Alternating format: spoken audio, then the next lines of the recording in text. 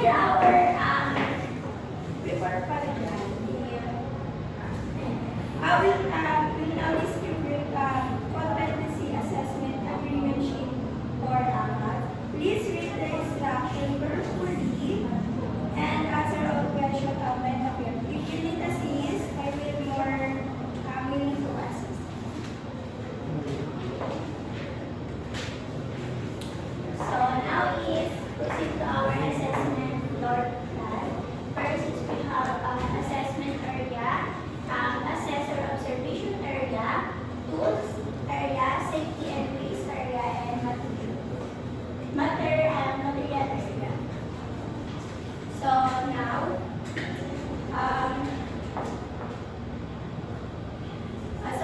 is you may start the assessment activity. So first is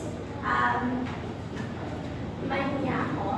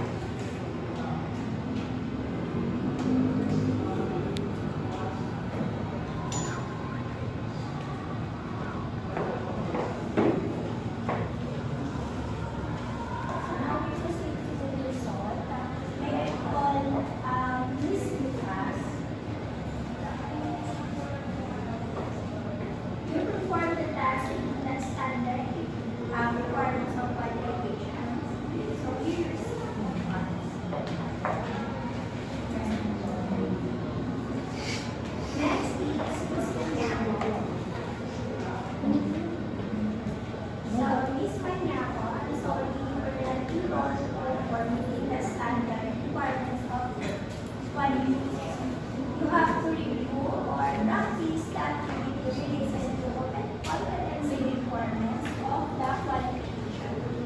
You can back up your demand for assessment or when you confident enough that you have required competency. Don't worry, you will only be a process of the part of activity you will follow to this is your